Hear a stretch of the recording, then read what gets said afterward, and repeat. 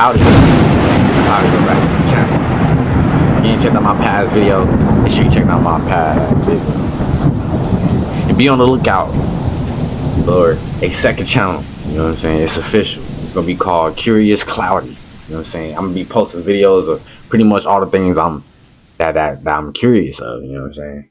Today we got a video from Everything Always. What the?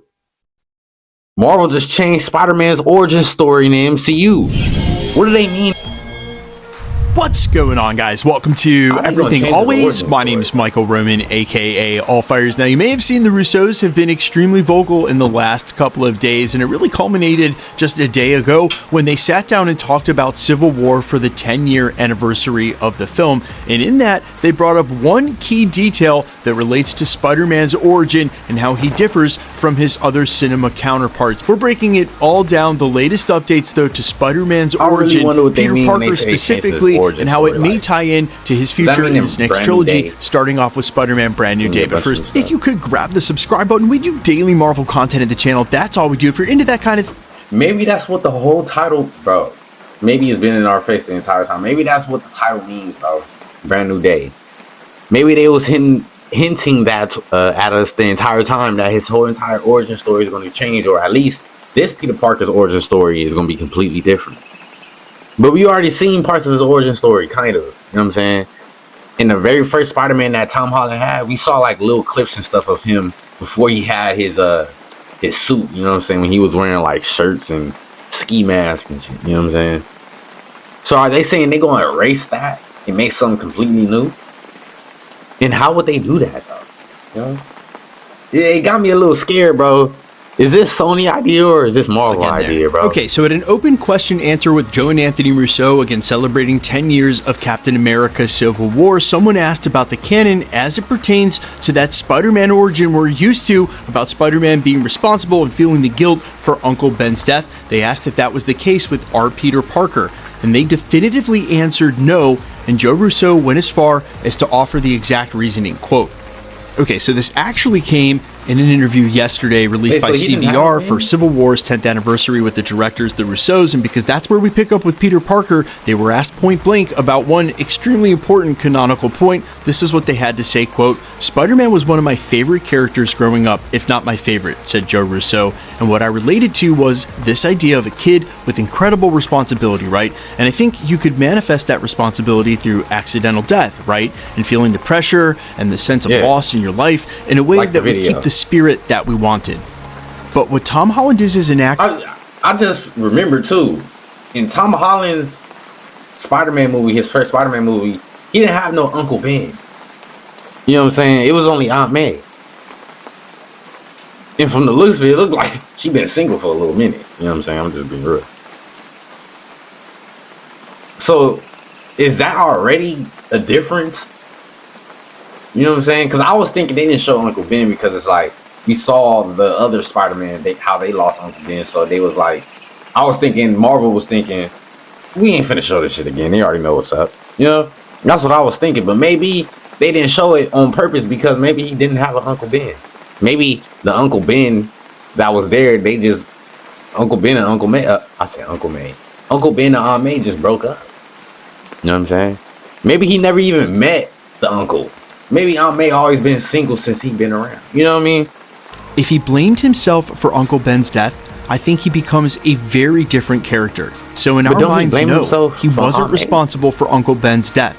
That would have been a different interpretation, a more intense interpretation of the character. Okay, so I know I'm not normally like this in my own videos, but guys, I read Spider-Man growing up, right? I'm probably a little older than maybe some of you think that I am, and I read a lot of Spider-Man comics, and usually when I see hardline dissenters of anything or anybody complaining on social media, I don't normally agree. Like any of our opinions about Marvel canon inside the MCU, it's just like, on a list of importance, it's not worth getting upset about. You can feel strongly about something, but it's, you know, usually whatever, especially if you're ranting on social media.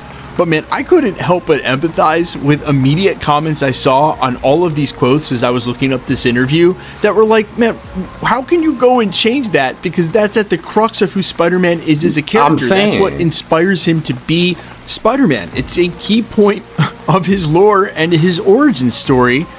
And admittedly, I saw a lot of people crying about this on the internet, and I empathize with them.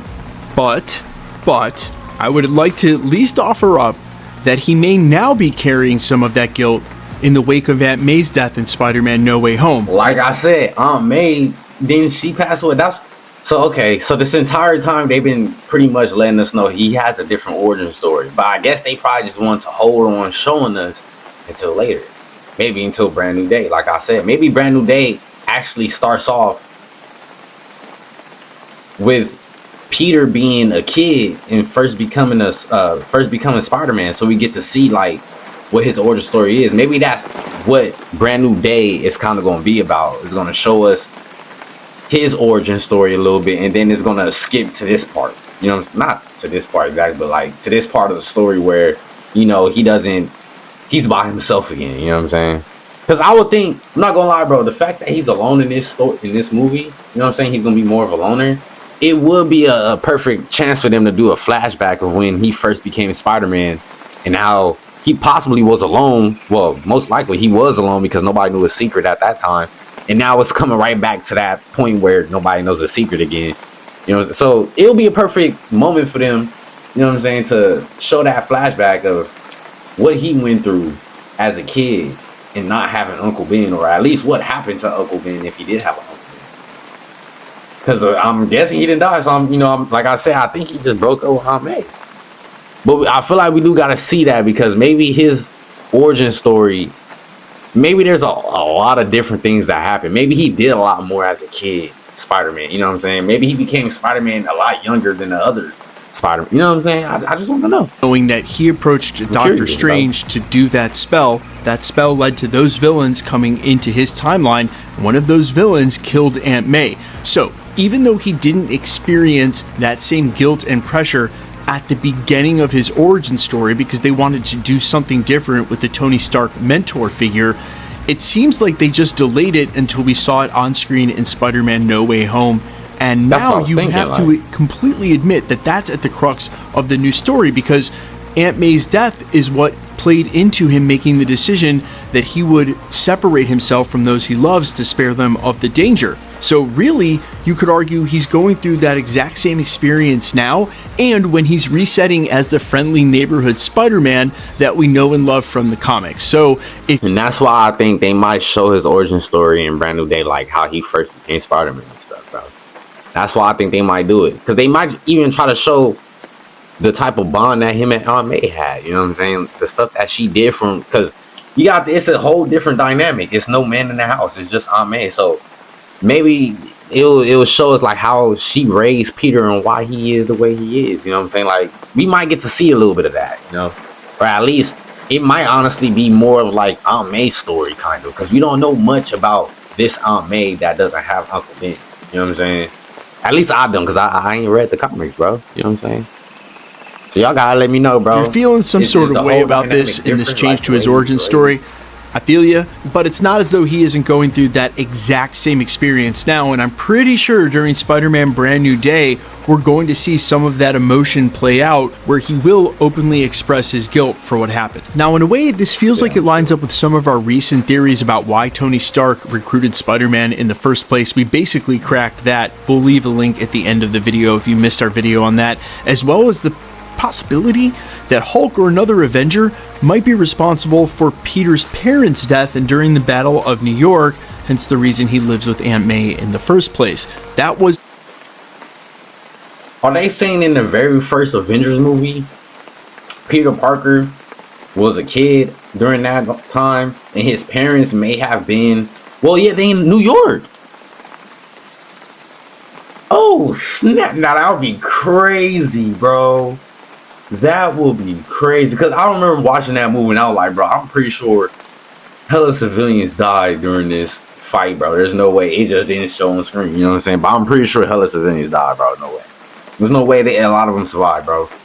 So are they, bro? That would be that would be a crazy flashback to actually see, bro. To see the very first Avengers movie and see Peter Parker's parents actually there when the whole entire, I guess you could call it a war, went down, and then they end up getting crushed or something like that. But that's crazy. That's crazy. So who? Then that makes me wonder who saved. Was Peter there too, but just as a baby? And if so, who saved Peter? That got me wondering who saved Peter. Was it possibly Tony who actually saved Peter?